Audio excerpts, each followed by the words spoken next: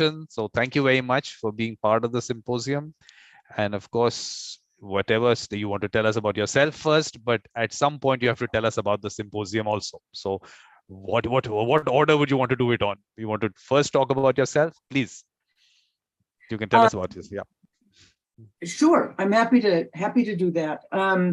I also just want to say that I've been listening to maybe 3 or 4 of the sessions, and it's so wonderful, so impressive to hear from the experiences of people around the world, and it just kind of makes my brain come alive with making connections and thinking about the issues, how mediation works in Indigenous communities, how we translate the word mediation.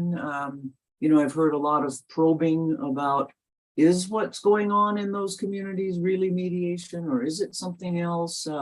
And I find that really fascinating and enlightening to think about. So I'm very grateful to be part of this symposium. So thank you so much for the invitation. No, thank you very much, Lucy, for being part of it. And I know you're going to bring in a lot of experience and knowledge of yours into this. But what you have to do is, of course, you already said such nice things about the symposium. So that's it. I just need to put it out that, of course, we had the inaugural address and Lucy didn't get time to speak too much there. Because what I do is, Lucy, when Ken is there, I say, let's just hear Ken. That's what is important. And we can obviously, in each speaker's session, talk about the speaker. So that's why it's a very short introduction by other people. So I hope you didn't mind there. So. Oh, no, not at all. No, I'm happy. And I will, I'm happy to begin speaking about myself and about what I do and my thoughts about So conflict resolution. So I just want to put out that, yes, the recordings are there. You just have to go to mediatorvikram.com. You'll find the link to the schedule. It's also in the description of the YouTube videos. The link is there also. So that's what it is. Let me also 1 second put out the different, we have, of course, we had last week. With this current week, we have, of course, people from, let's see, who all do we have here now? Let me just put it up there. This week we have, of course, we had Kenya, Nigeria. John Bukash was really wonderful. So now he's coming in again, I said, because he only got 1 hour and he had so much to tell us. So he's coming on Monday again at 6 o'clock India time. Then Mr. Panchu, senior mediator. David could not join us because he had some personal matter to attend to. And Lucy's, of course, here. Amina, we just heard. Ipe was in the morning. And Archana and Hemant are both from certain tribes in India. So it was nice to hear because they're actually doing research in it. There's a university in which they are part of the Department of Tribal Affairs. So they're actually doing research there. And that's why in the sessions, I told them, please look at it from the mediation perspective. Like you just said, the differentiation between that, because sometimes we talk about it as mediation and you find out, no, this is not really mediation happening. So I think that's why it was important to put that out to tell people that there is a difference that you have to look out for. And then what do we have next week? Let's just have a look at that. I don't know whether you've seen the poster, whether you saw the thing. So, of course, John Bukaj is back. So Girish ji, he's a social worker. He's, of course, the government of India has also awarded him. So he's done a lot of work with the nomadic communities. So it'd be interesting to listen to the work that he's done. And Lorelei is, of course, Mrs. Canada Globe. So we have some glamour into the event also. So then we have Kenya, Ecuador, Australia, US, Canada. We have lots of people from Canada. That's interesting. And then, of course, both of them from India. So it's going to be interesting. We have an interesting week coming up. So, Lucy, now it is your show. You please tell us about yourself and take you through. You can bring me whenever you want. If you don't want to bring me in, that's also okay. It's your show now. I would thank you, Vikram, and thank you again for including me. And I would invite you to, I'd love to just have a conversation. So if you feel like breaking in and saying, wait a minute, what about this? Or please do, please do. I don't have a laid out presentation to make. I'm going to talk a bit about myself, my own background, how I came into the field, and then talk about the work that I do with Indigenous communities and government agencies in the US, and I'll tell some stories, but it can go wherever you and I want it to go. So please feel free to be part of the conversation. Perfect. Yeah. Okay. Okay. So I was raised in the Pacific Northwest part of the United States, and I now live in the very dry Southwest of the US in Santa Fe, New Mexico. And this morning is a very special morning. I'm on this on your symposium, and also it is the weather of the Pacific Northwest. It is very strange, very welcome to our part of the country, that it is wet and rainy and gray, and I am celebrating. It is not depressing at all. It is a wonderful, wonderful thing. So I bring that joy of the weather into our session. I wanted to talk a bit about the most formative time of my life, which was when I was in my 20s. And I went with my husband, who was a lawyer, I went to live in the heart of the Navajo Reservation, which is very large in the Southwest, parts of 3 different states. So and we were kind of in the heart of it. So it was a really powerful, interesting experience to live almost 8 years, in fact, in a different culture. I was raised in a white culture in Seattle. I went to college in a vastly majority white student body back east, and so to find myself in the middle of Navajo land, surrounded by Navajos, about in the little town, hardly a town, where we lived, there was maybe 1% of the population was not Navajo. So to spend that amount of time in a culture surrounded by people that do not look like you, do not speak the same language, is for me was a very powerful experience, and taught me a lot about what it feels like to be in that position, to in a sense not belong. It doesn't have to do with how people treat you. People were perfectly nice, wonderful, warm, welcoming people. It's a deep awareness that you are different, and that is not good.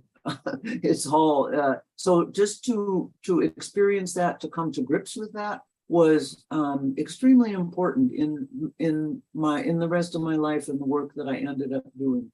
To realize that it is absolutely fine to be a young white woman in the middle of Navajo country, that I did have things to offer. I had to think about it a while and learn what it was I had to offer. And so I came to grips with myself, which was extremely important, and learned how to navigate in a foreign culture. And what I learned in that Native American culture of Navajos, some key things I learned were the importance of being patient and waiting, that time is not what we think it is. It is not what it says on your arm when you look at your watch. It is not to be measured and into chunks like that. Time is whatever amount of time you need, whatever amount of time you need to work something out with somebody else, whatever amount of time you need to wait for the doctor to see you. It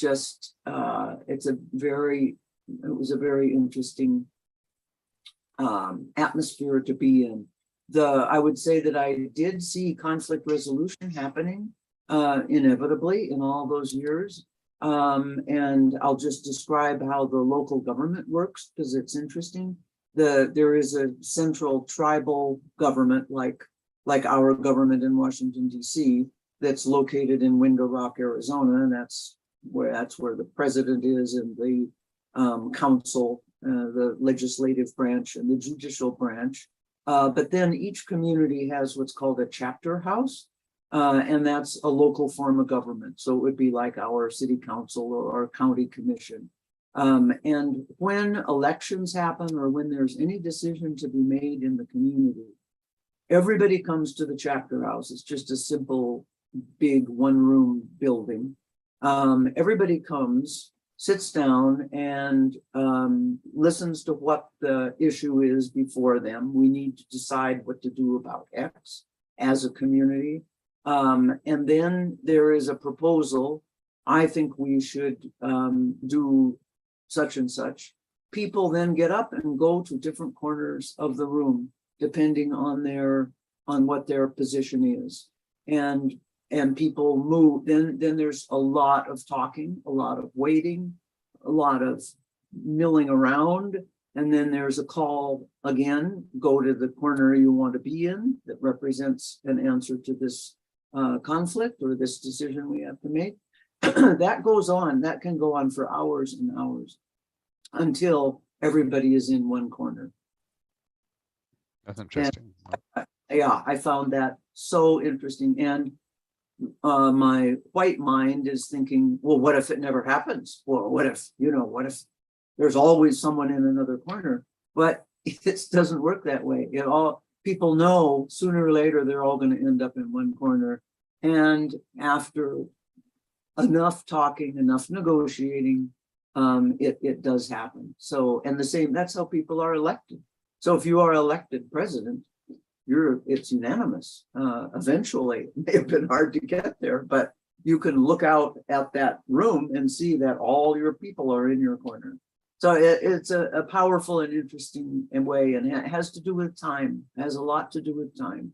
You don't say, oh, but I've got to get back to work. Let's get this meeting done. Because the most important thing is the community making decisions and making the right decision and having a decision that everybody feels a part of, everybody feels heard in that decision, not their first choice. Things may have changed in that corner to make you more comfortable there, etc.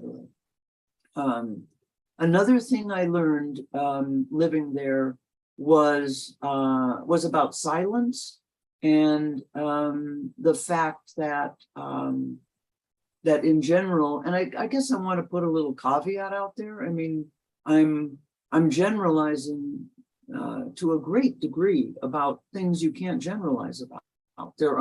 But these are humans we're talking about. So I do not want to paint a brush and say Navajo people are like this, or Indian people are like this, Native Americans are like this. That I definitely do not want to do that. What I'm speaking of is from my own experience and my own thinking about things for a long time. So it's my conclusions about limited experience over a period of several decades. But in general, and I found this with other Native people as well, there's a comfort with silence. You and I could be on this screen and we could just enjoy each other's faces and be quiet for a long time. And that would be useful. That would be time spent usefully. So there was a situation that happened here in Santa Fe a few years ago where an environmental activist, white woman, was really trying to push to stop coal mining in a certain area of the state. And there was a tribe near that proposed coal mine. And she thought, boy, I bet that tribe doesn't want the coal mine either. I'm going to go talk to them and we're going to make an alliance and, we're going to fight that coal mining company, and together the natives and me and my organization. And she was in this mindset I'm in now. She was talking a lot and she was talking fast and it was going to happen and she was going to make it work. So she went to the council meeting of that tribe. She said, may I come talk to you? They're very polite, very, very polite. Of course you may come. You may come, at 10 o'clock on Monday morning. She arrived, she stood up, she had a PowerPoint, she talked really fast. She said, so we've got to really stop this mine. And here's what we're going to do. I'm going to have, coverage in the newspaper, and then we'll be protesting next week. And it's going to be great. And I'm so glad you're with me. And then she stopped, what do you all think?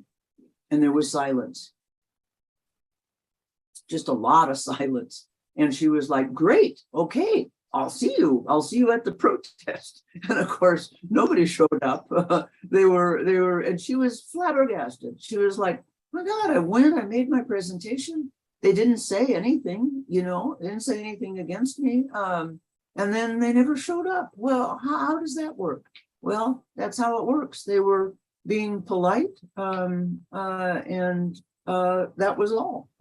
She didn't come with the mindset and the attitude of, we need to build a relationship here. If I'm going to ally with this tribal community, and I'm this white, fast-talking woman, it's going to take some time for them to have any trust in me, really think about what it is I'm talking about. She was naive. She learned later that that's what needed to happen, and she has made some good efforts in that direction.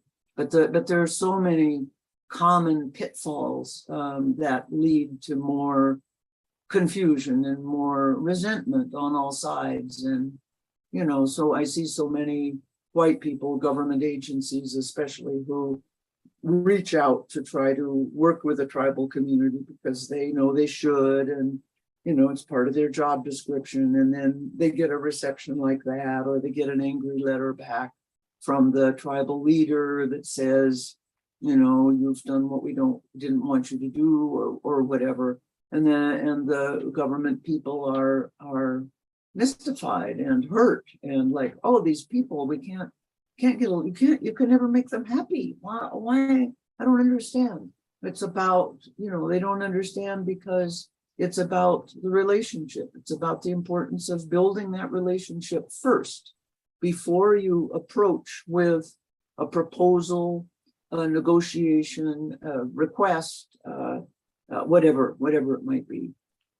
So those were such important lessons that I learned when I was in the heart of Navajo land, and also, the importance of humor.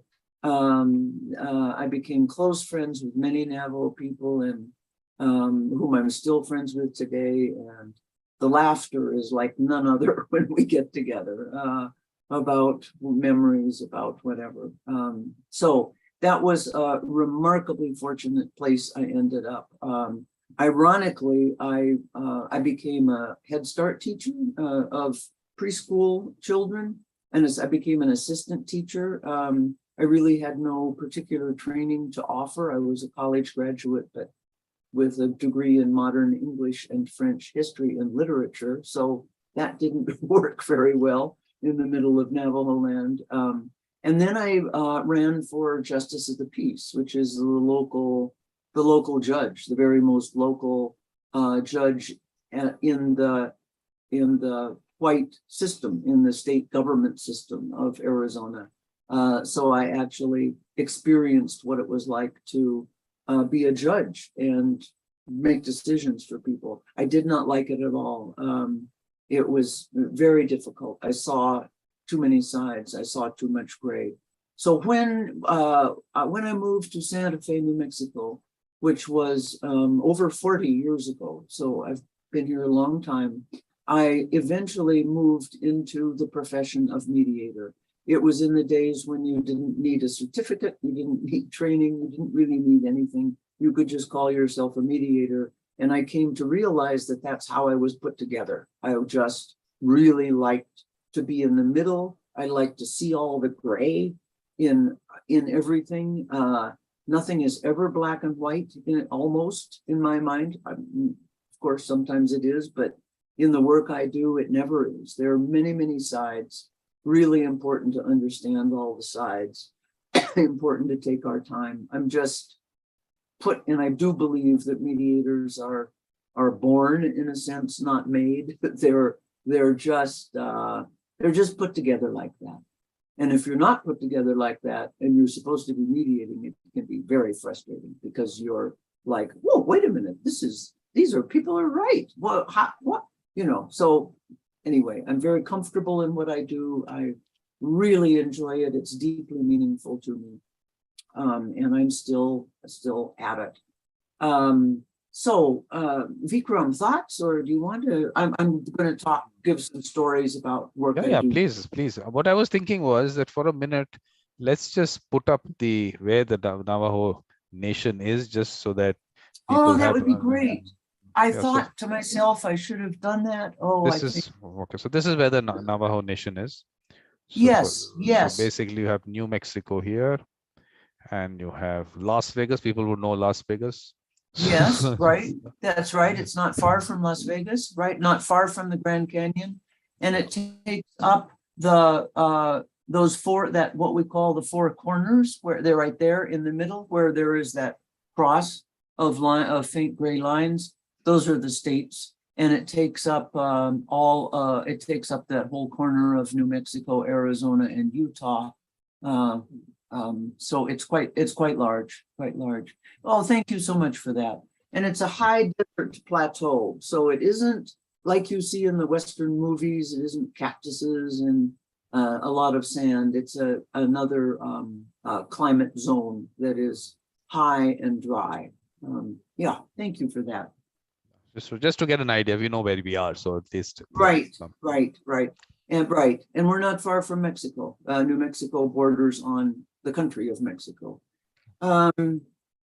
So the kinds of cases that I have worked on for the last few decades are mostly have to do with natural resources, the environment, public policy, some education. And because of my background in Navajo country, I developed, when I came to Santa Fe, a kind of credibility, a familiarity with working with Navajos for sure. And then New Mexico has many other tribes that are called Pueblos. And of course, there are many different tribes, 572 or something like that in the United States, including in Alaska. So there's a great richness and diversity of indigenous communities throughout the country. And I developed an affection for a real affinity and affection for working with tribal people, tribal governments and communities.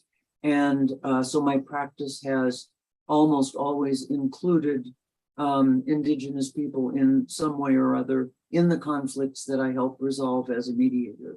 So those conflicts often are large, multi-pronged, many problems going on at the same time, maybe a policy issue, maybe a revision of a regulation that needs to happen, whatever it may be. I usually am invited to become the mediator, hired to become the mediator. I have my own private business. I'm just a solo practitioner, but I will get a request from a federal agency, perhaps maybe a state agency, to help with a certain process that needs to happen. And I will tell a couple of stories about examples of those processes, but that's the kind of work I do. The cases often last many months, if not years. I have a case right now that is in its 8th year and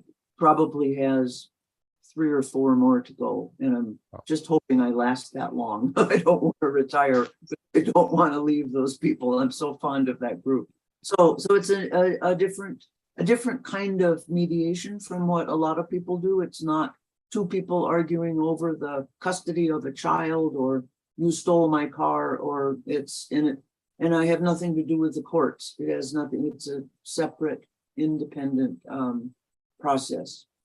So one thing that I've learned all these years working with indigenous people, and I think is most important for everybody to understand, is that history is alive and well or not well at the table when we come together for a mediation. I think it's very much in the white mindset, again, generalizing horribly, forgive me, but anyway, to look at a conflict in a very, in a box we've got this conflict right now. We've got parameters on it. We define it as this. We need to do X, Y, and Z in order to get the right information. Then we need to analyze the information. We need to talk back and forth, and we need to come to a solution. Anything about is irrelevant.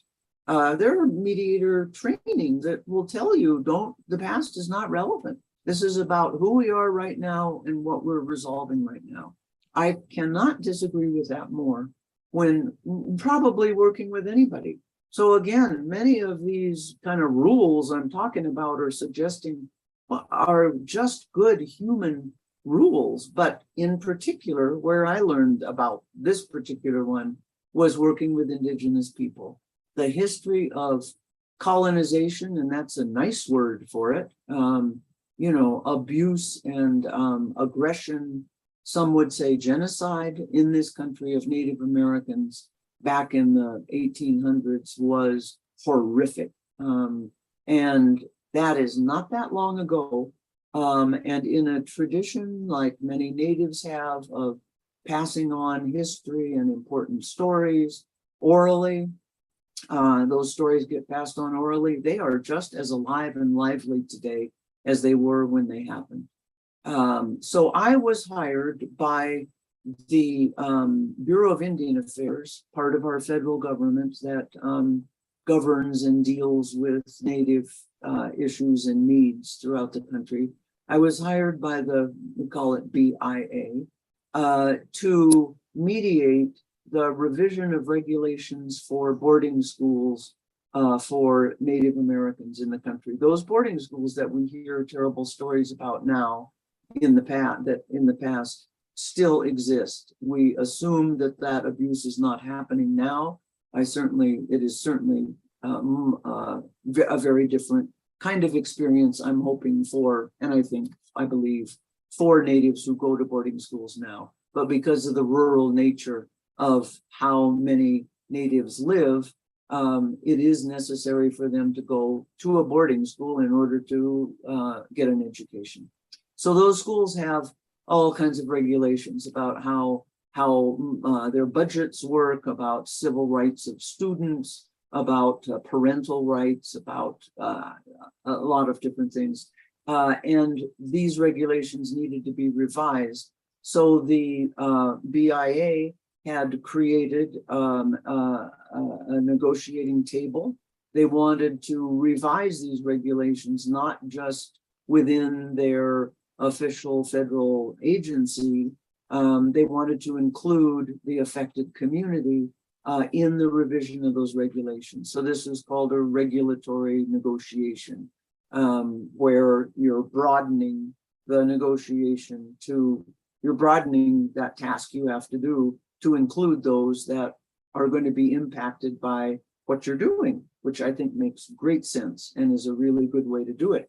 So at the table, we had approximately 8 attorneys and other kinds of experts from the federal government, experts about finances and about education. They were mostly all white.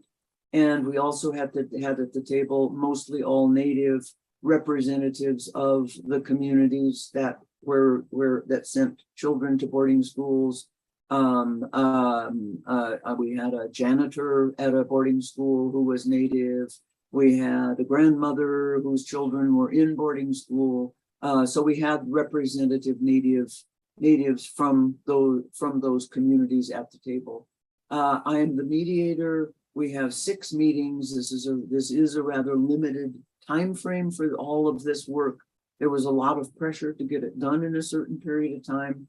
I wish I were in Navajo land where it could go on forever, but I'm not, and there are deadlines. So I was very aware of how much needed to get done at each meeting. At the first meeting, I took time for each person to introduce themselves at a little bit of length. And this is something I do regularly when I'm working with Native people, and often if I'm working with another kind of community, I just think it's really important to let people introduce themselves, get to know each other a bit, rather than just, I'm from the Bureau of Indian Affairs, I'm an attorney, bang, that's it. That is not going to engender ease of communication.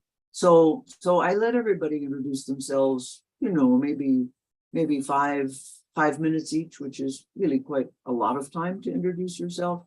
And in that introduction, we saw that there were some on the Native side who were, I would say, wound up tight. They were tense. They were coming with a lot of anxiety about sitting at the table with the enemy. Think about the oral tradition. Think about the stories that have been passed down. This is alive and well for them today. And to think treaties have been broken. Their ancestors sat at a table with the United States and in all good faith signed treaties, and they were almost all broken. So this is a moment of tension for people.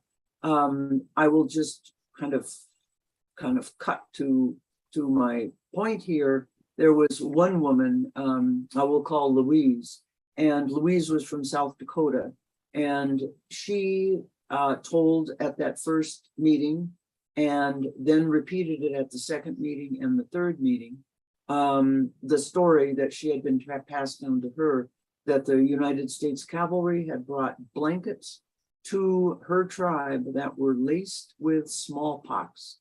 This was part of an eradication process, she believed. This was a story that her great-great-great-grandmother, I think it was, had experienced and had seen, and it had been passed down. It was alive and very important to her at her core. It was what she was bringing to the table. It was what she wanted people to understand, what had happened and why she was feeling the way she was feeling. As a mediator, I can't ask for more from people than to bring their true selves and what they truly care about to the table and have the courage and the vulnerability to express it. I cannot ask for more than that. So I honored that. I mean, I understood that. I gave her that time. But the problem was that she would keep interrupting at the second meeting and the third meeting. She would keep interrupting with things like, I can't believe I'm sitting at the table with the United States government after what they've done to me and my people. I cannot believe it. And it just was especially for the government side, for everybody, it was getting old. I mean, it was incredibly important, but enough people were thinking to themselves, enough already. And I got looks from the white lawyer side, like, do something. You're the facilitator, you're the mediator, cut her off. Enough. Time's wasting. I got messages like that. And I thought, how am I going to make this stop? Because it was hard to get our work done with that. And yet I respected what she was bringing to the table. And I thought to myself, she's not being heard. Something in her is not being heard. And so I just had an idea, and I said to her, Louise, understand what it is you're saying. I think we all do. I understand how deep this hurt is in you. I don't know what I said, but things like that. I reaffirmed what it was that she was saying. And then I said, I think one of the problems is that I didn't recognize that history really deserves a seat at this table. And I reached over and I pulled an empty chair up and I put it in between Louise and the person that was next to her.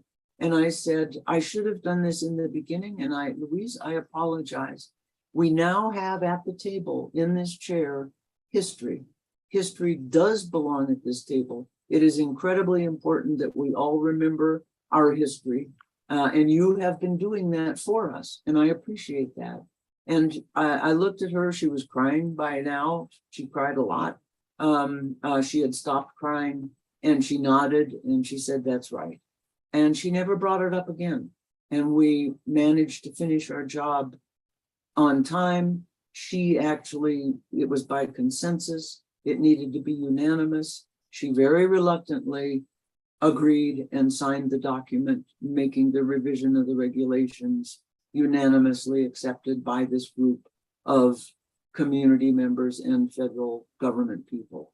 To me, it was such a lesson in the importance, not just giving people time to say what they need to say, but whoa, listening, taking it in, letting them know the impact it makes, valuing what it is they're saying.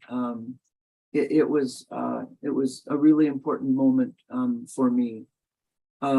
Interestingly, a footnote to that is that I had to do some makeup work, some healing work with the white side, who were angry at me for favoring the tribal side, which I thought was interesting because they were all working for the Bureau of Indian Affairs, which works on behalf of Native people in the country. But anyway, in this context, they felt that they had been abused because I had given her that attention, that degree of attention. And I realized then how hard it is for the non-Indian side to hear those kinds of stories. She was impacted, directly, and her community, but the power of her telling that story over and over was hard on the non-Indian side. It's traumatic to listen to that. It raises issues of guilt. And I had people on the white side saying, I wasn't there. My people came from Ireland in 1920. We weren't there in the 1800s. Don't blame me. This kind of desperate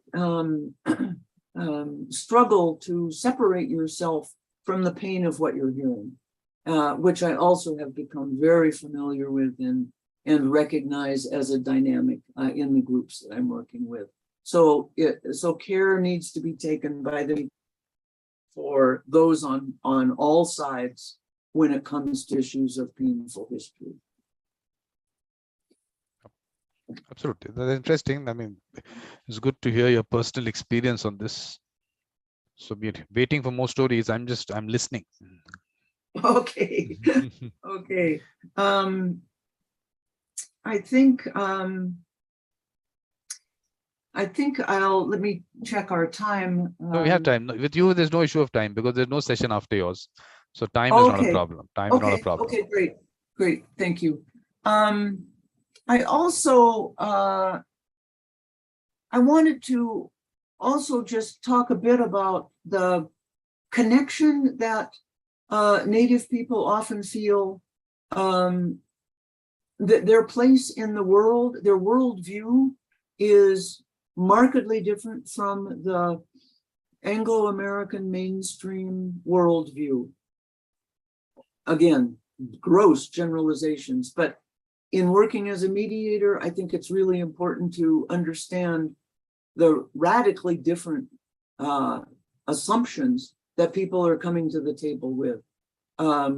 So for the government officials I'm working with, or environmental organizations I'm working with, whoever's on that non-tribal side, as I said, the issue is clear, it's narrow, there's a time frame, etc. I explained all of that. And it is an issue that is separate from other issues. So if it is an issue about an endangered species, a spotted owl that is endangered and lives in the forest, and the Forest Service is going to have a rule, you cannot cut down trees within a mile of a spotted owl nest. Okay, that's a very common kind of mediation problem. And the logging company wants to log, and the local people want to cut down trees, and the federal government's like, no, we have to protect this species, it's endangered, etc. So from the Forest Service federal agency point of view, this is about owls, trees, cutting today. That's it. Let's talk about it. If it's a Native community that's part of this discussion, this is about youth, It's about elders. It's about spirituality and religion. It's about health. It's about education. It's about everything, because everything is connected. Trees can be important cultural resources, even can be sacred in certain situations. How the youth is going to grow up strong and connected to the whole greater world around them is extreme. The natives are bringing that to the table. That must be part of the discussion. All the resources, the air, the water, the land, the plants that grow on it, the wildlife that lives off it, all of that is a whole. That's what they're bringing to the table. That can be very tricky for the mediator to navigate. And as with the historical trauma element that may almost, it can take some work, and I think it needs deliberate attention in the beginning of the mediation to say, we have here in general two different worldviews. We're going to have to work, we're going to have to understand each other's worldviews. The native side's going to have to understand there's a deadline for this, that it is about trees, but that doesn't mean we can't understand and bring together the two worldviews. I think it needs to be overtly talked about in the beginning, not stumbled on later when it's kind of too late. So I wanted to mention that. I think maybe my other big message has to do with the importance of the story. And I have many examples of that, but I'd like to touch on one that this is a case that I worked on 2 years ago. So this was in the spring of 2020. The pandemic was in full bloom, and there was, and also civil unrest was in full bloom in the United States. We had Black Lives Matter and huge, which we're still suffering from, terrible polarization in the country. So in that atmosphere, in Albuquerque, New Mexico, you saw that on the map Vikram showed, which is just south of Santa Fe where I am, and is the biggest city in the area. There was a statue that was honoring a conquistador, and the conquistadors came in the 1500s and 1600s from Spain to Mexico to find gold and to convert people to Catholicism. Those were their two main goals. They landed in what is now Mexico. They came up through Mexico into what is now New Mexico. They founded Albuquerque as a Spanish colony, and Oñate, Don Juan de Oñate, was considered the founding father of Albuquerque. And there are today, of course, many, many descendants of the families that came with him. They consider themselves founding families of New Mexico. They brought civilization to this land. These were heroic, pioneering people who left everything they had to the, courageous entry into this new world to tame civilization, etc. So that legacy is very much alive today. Those people are very proud. They have regular celebrations of various events that their ancestors to commemorate various events. And Don Juan de Oñate is commemorated in statues and plaques around the city and around the state, for that matter. The Native Americans suffered a lot when the Spanish came. You can imagine, like any first contact, they may have been gracious in the beginning and didn't pay off. A particular egregious event happened when the Spanish went to a native community of one of the pueblos, attacked and killed some people. There was a backlash, and the Acoma Pueblo natives then killed two of the brothers of a leader, of one of the Spanish leaders. The retribution on that Pueblo community was to cut off the left foot of every male between 18 and 25. That was in the 1600s, not that long ago for that kind of atrocity to be alive today. So in light of where the United States was at that time and growing irritation at oppression, natives lashed out. There were protests. There was a statue that was targeted and taken down, and somebody was shot, not killed. So it was a crisis in Albuquerque. The mayor of the city created a process called the Race History Healing Project. And it was to address the question of what do we do with monuments and statues that are controversial. But interesting that he named it Race History Healing Project. Very insightful, very, very good design, I think, of a process. I became one of 12 facilitators for this process, which was all held online on Zoom. We had a series of 3 conversations. Anybody in the city could sign up to be part of the Race History Healing Project. And if you signed up, you then were given a Zoom date and you appeared on a screen with 12 or 15 other people, fellow citizens in Albuquerque. You undoubtedly didn't know Albuquerque has over 500,000 people. Chances are these were strangers to you. And chances are they were representing a great diversity. Albuquerque is probably equal, more or less equal numbers Hispanic. In other words, these Spanish descendants, Hispanic, Native, and white.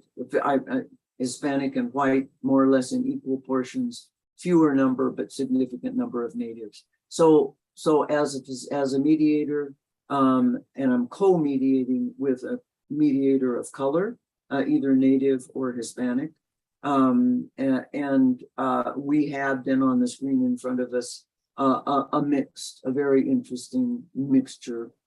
This group, and there were over 30 of these groups going on at the same time, and they met together for 3 separate sessions of 2.5 hours each.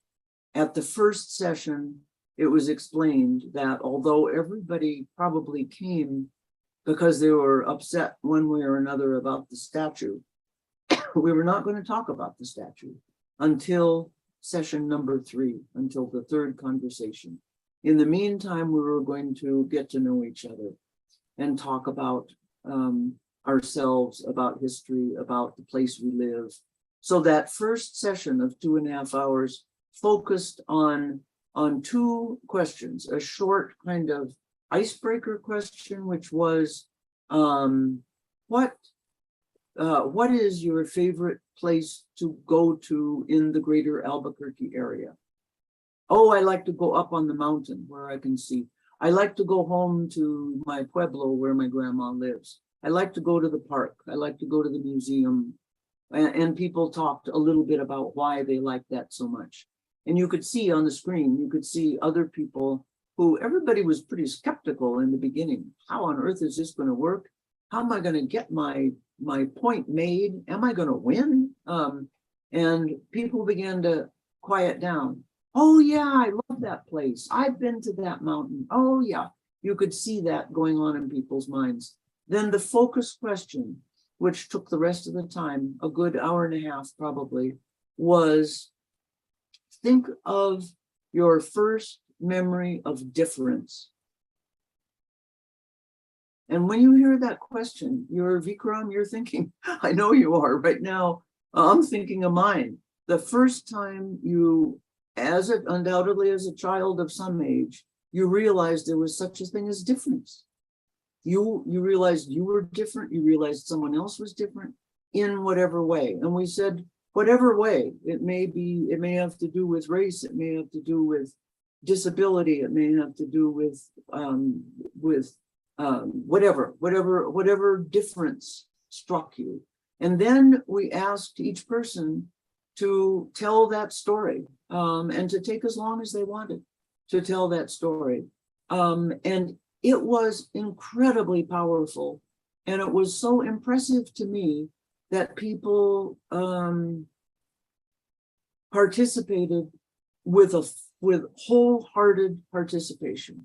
There was hardly anybody who was reluctant or sort of strategic or cagey or held back. There was a willingness to plunge in and let people know who I am, because that story of your memory of difference is often a painful one. I went with my grandmother to Texas. We went to a restroom at a gas station.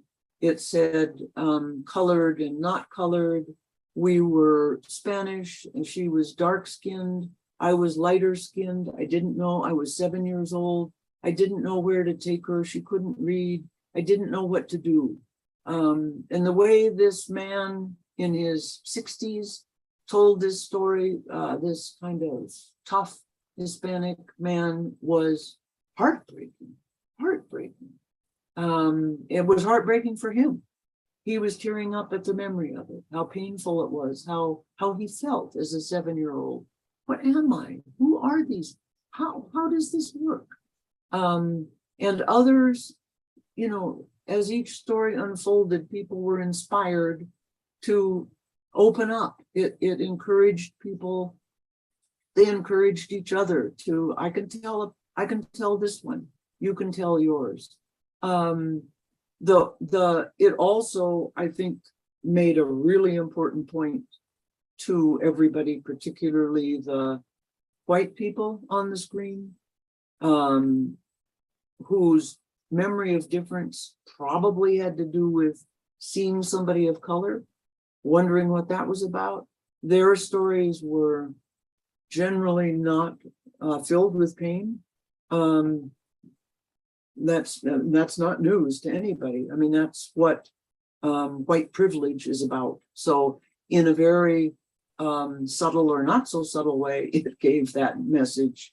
It made everybody realize the landscape we are all operating in all of the time.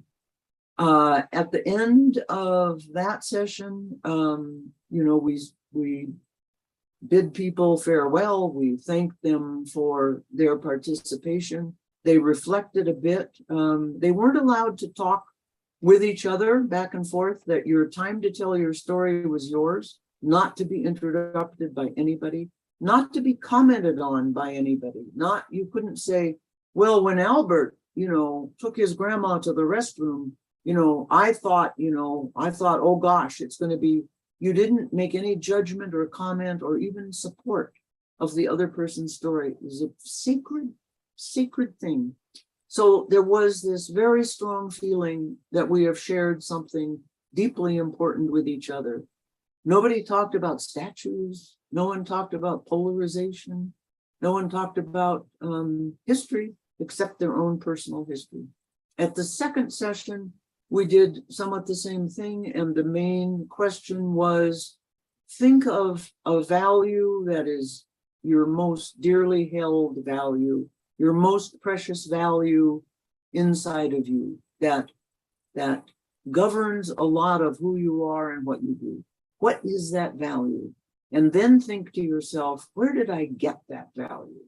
Where did that come from? And so people's stories powerful, and they related to, it often was a gift from a grandparent, from a parent, perhaps from a teacher. My grandmother always had a pot of beans on the stove. The door was always open to anybody who needed food or water or shelter. I treasure that generosity, that hospitality. And that's what I carry deep inside of me. And I remember her so often. And, so people heard those stories. and realized the commonality of our grandparents. It was interesting that most of the givers of these values were grandparents rather than parents. But we all share these ancestors that came before us that are making us who we are.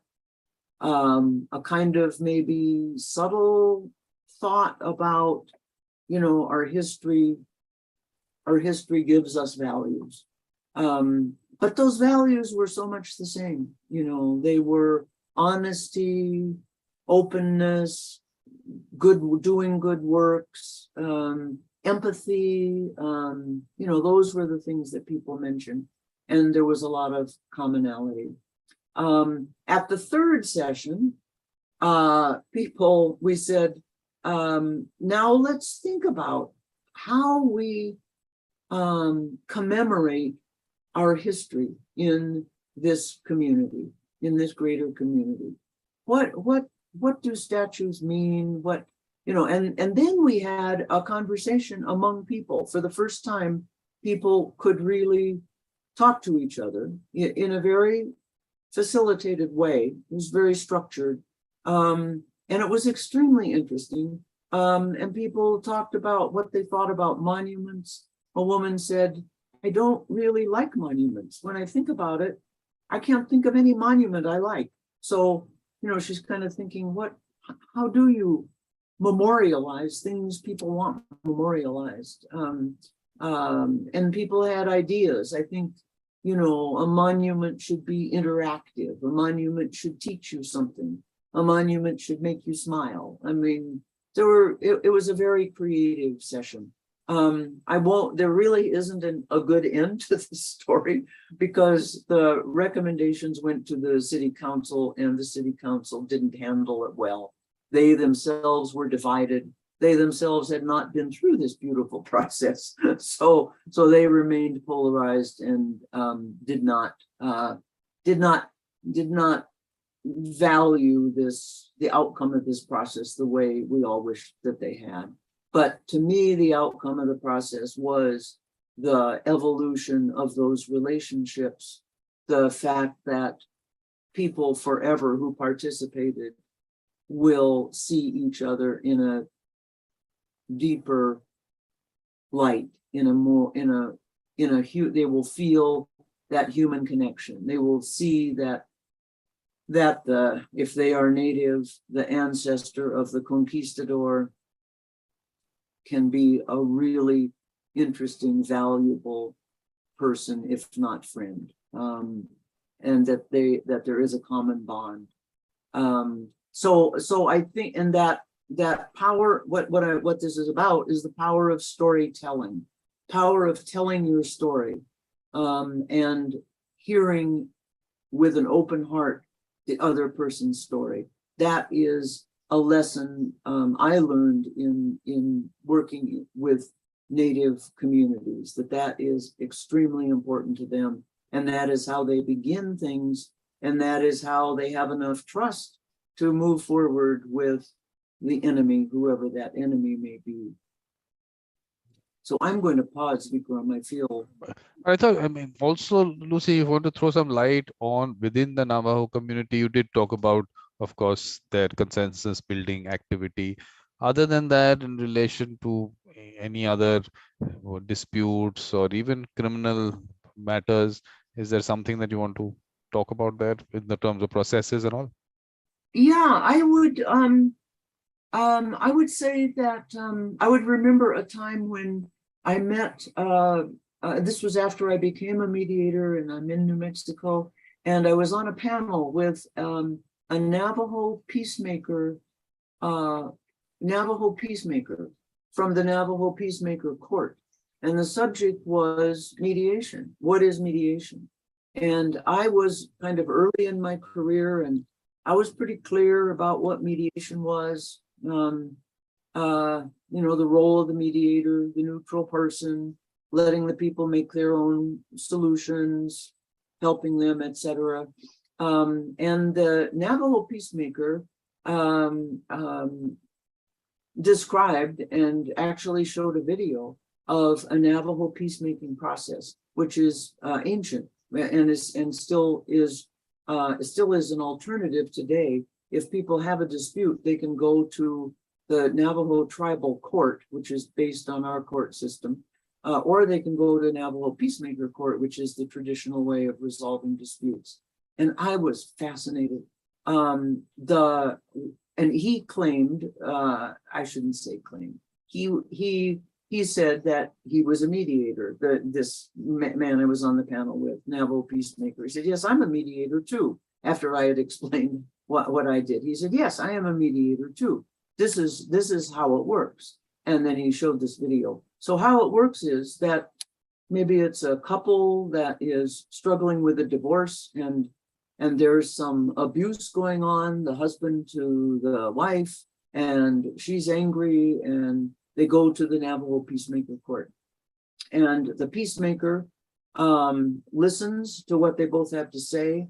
And then I think it is almost always a he, I'm not sure about that, maybe not now, and probably an elder.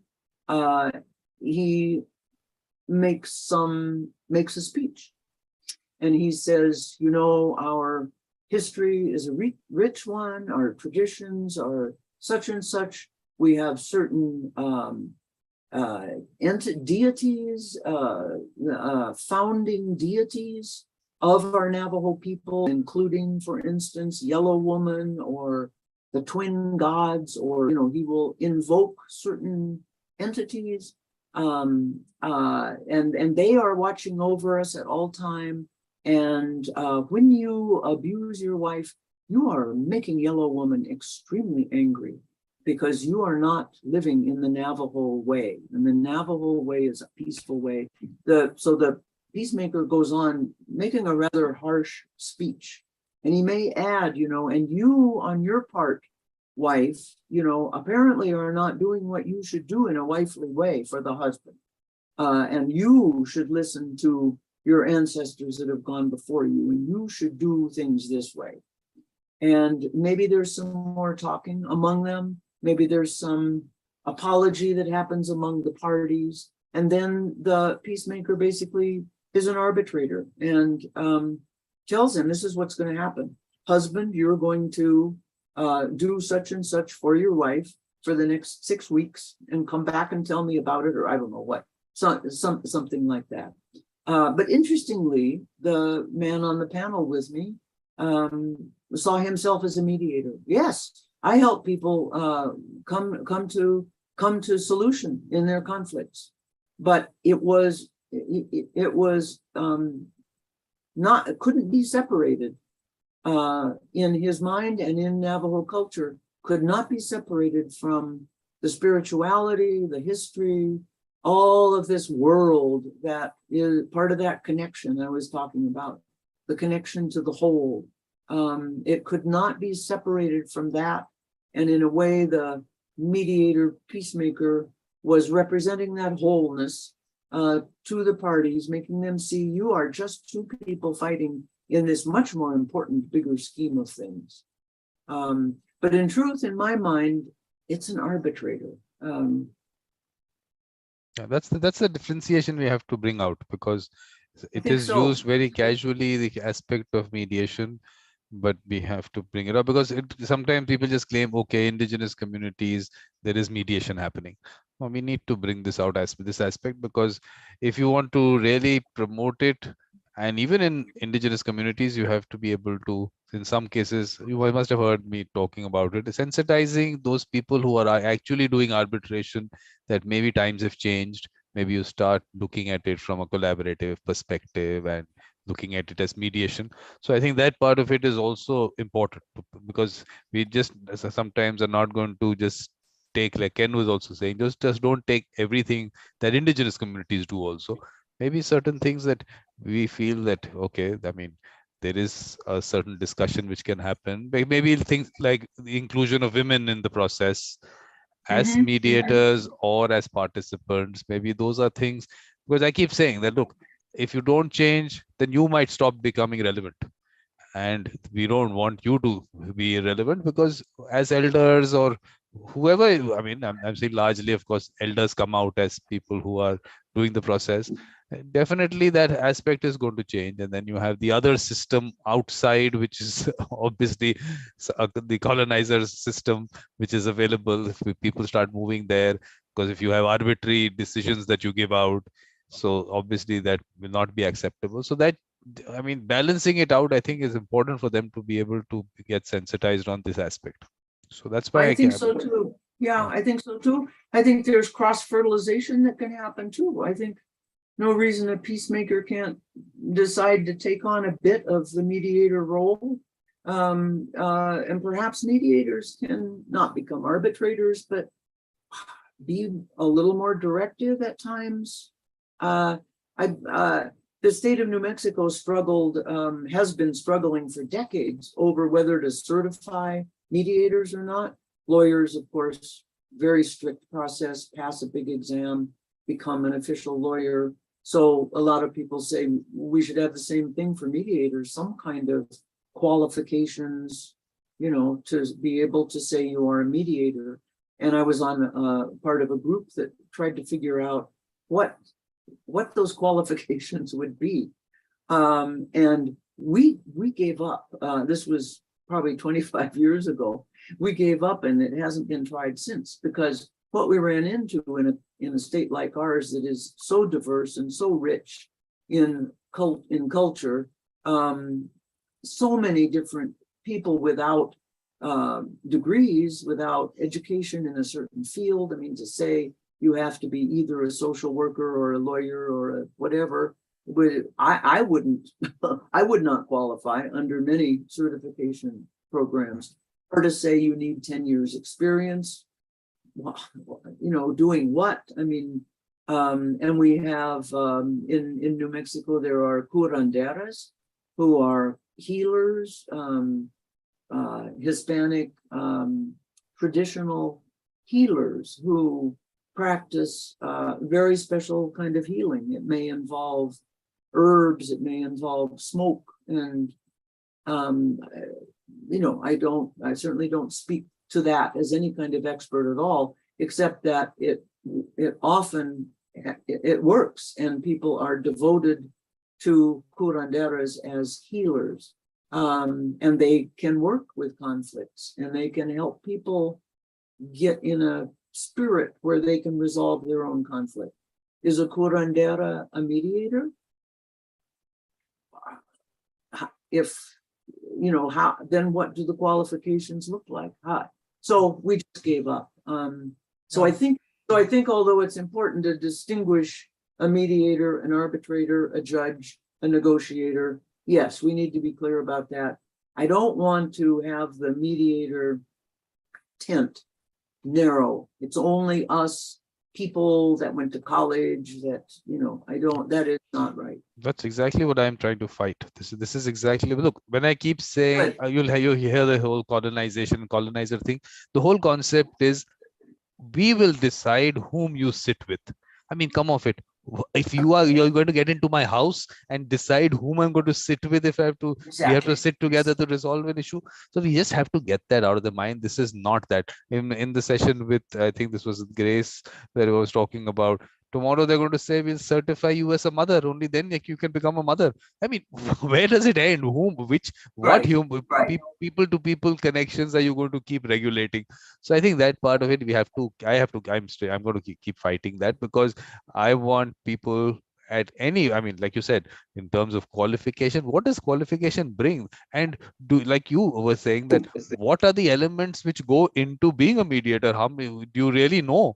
I mean, do you have words for what happens? Because which you will hear again. I mean, look, I just feel sometimes I just repeat myself so much that I have to stop. But the whole concept of heart, soul, spirituality, which I have tried to bring out, and that symposium that I did, there is so much more that's happening there. Look, I'm saying, look, on the other end, the court system and what it's bringing out in relation to mediation, I have an issue with that, because I just don't think that's mediation, because finally you've put a gun on someone's head and said, look, the court will cost you so much, it'll take so much time, so settle. I mean, that's not mediation. That's all. I agree. You call it something else, whatever you want to call it, but let mediation be a process where when you say party self-determination means party self-determination, that gun on the head is not party self-determination. What does it really mean? That parties are free to decide. They're not free. They have this particular aspect which they have to, it is in their mind. It is a gamble. If I go through with this litigation, so there will be this cost. And I mean, I don't know. Should I rather go to Las Vegas and take my chances there? It's like it's one of those things. That's not mediation. I mean, you have to go beyond that, and you have to. I think I don't know when it's going to happen, but I'll have to keep. I'm just going. So what I decided was, let's go to the grassroots, in the sense that World Mediation Circle that I put out. Let's create these mediation circles in every community, every school, and we start with, even if it's a small group, that group wants to collaborate. They want an amicable dispute resolution system which they put together. It's their system. How they put it, whom they identify as mediators, theirs. It's theirs. Don't get into it. Just make sure that you are, if you have to, in a way, create that environment, just create the environment and stay away. Don't, I mean, look, I'm going to be using school teachers. For me, school teachers are going to be people who would do that. But it has to be clear that you're just creating that atmosphere within the children, and not, okay, we'll decide who the mediator within you is and all that. Then you're creating the same concept of the colonizer telling you what that. So that, I mean, I have to be careful, because look, I need to involve school teachers also, because dealing directly with so many children, it's not going to be possible. So we'll have to get those people in. That also, I mean, we'll choose those people, in the sense it's not going to be just anyone. That's one conversation will happen as to that mindset, that yes, you want to bring this kind of a change, and you really feel that yes, it has to be the children's own way of going about it. Same thing within communities. So that's where I feel that, I mean, it'll be little steps, but we'll get there. Oh, Vikram, I'm on your team. I'm on your team. I so resonate with what you're saying. Yeah. And right now I'm actually working with a federal agency and a group of natives to resolve a very difficult natural resource dispute. And I'm working with the federal agency to convince them to let the native group design the process. It's going to be a mediation, design the process with the federal agency, rather than the federal agency saying we're going to have X number of meetings and this is the agenda, and we're going to do that. We're going to have a Zoom call with all the native participants and the federal agency. I'm going to facilitate it, and we're going to come to an agreement about what our conflict resolution process is going to look like. What should we talk about first? And I bet it's going to be, let's tell stories and get to know each other. But so it will, the process itself will be designed in a collaborative way. So it's like backing up the negotiation. Negotiation doesn't start when you come to the meeting. It starts when you design what that process is going to look like. Yeah, that's really important. I mean, that's the thing, that you don't pick up this box and say, look, I'm going to take this box there and okay, this is it. And this is how you have to do it. It's not going to work. And then at the end of the day, you'll call it a mediation. And then people will say, look, this is not something that works for us. And at the end of the day, the whole concept of mediation goes out of the window. So I think that's why we have to make that. So Lucy, any more stories for us? No, I'm okay. storied out right now. There are a lot more, but I will let you go. Okay, so I've enjoyed it. I've enjoyed it so much, Vikram. It's really wonderful to be part of this. Yeah. So whatever, however you want to conclude, this is whatever. I mean, how do you want to conclude it? Please conclude it, and then we'll end it. So what any concluding remarks? Gosh, I think I think my basic message is that I've learned an enormous amount from working with Indigenous people in conflict. And I've not only learned about how to work with Indigenous people in conflict, but how to work with people in conflict. That the Indigenous lessons are excellent human lessons. So I like to see the Indigenous ways infiltrating, that's kind of a sneaky word, influencing how mainstream mediators operate for the betterment of everybody. Not just, this is not actually just about, oh, when you're dealing with Indigenous people, be sure to do this. It's bigger than that. It's more human. So for me, it has improved my practice enormously, no matter who I'm working with, to have learned these lessons from Indigenous people. And yeah, I think that's, I would encourage anybody working in a different culture to take what lessons there are and take them inside. This is not an intellectual exercise here. This is not making lists of what this culture does and this culture does, and oh, how can we make this work? It is not. That's not. It doesn't happen up here. It happens here. So take in those lessons here, and see what happens. You now know what happened to me. I think they made that all too clear in the last hour plus. But see what happens to you when you take it in. Yeah. So I think basically the points that come out is basically, one is the humanistic approach to people interacting with each other, and the values-based negotiation is what I am using the terminology, because interest-based negotiation we've heard enough about, and Right. I think everyone's been talking about that for enough time. But where do the values come in, and values-based and the humanistic approach? So I'm working on that aspect of it. But there is a person coming in next week. He was also part of the symposium last year on mediation in our culture and traditions.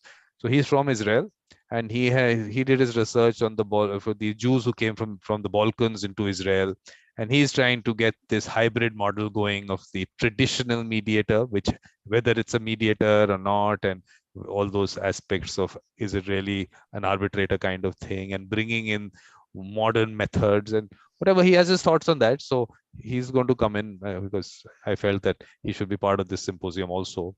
So that's wonderful. So that's it. That's David Shimoni.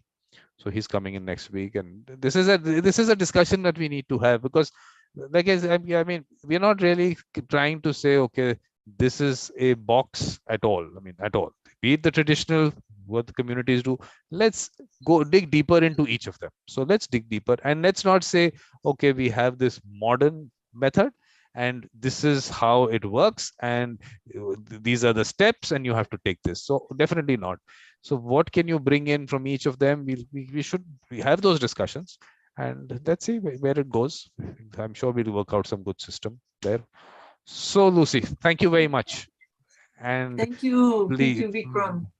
please drop in for other sessions, whichever one you want to. I will. Yeah. I will for sure. I will for sure. And of course, last day, 31st August, 7 o'clock India time, we have that learnings and key takeaways. So please be part of that. I will. I will. All right. Thank you.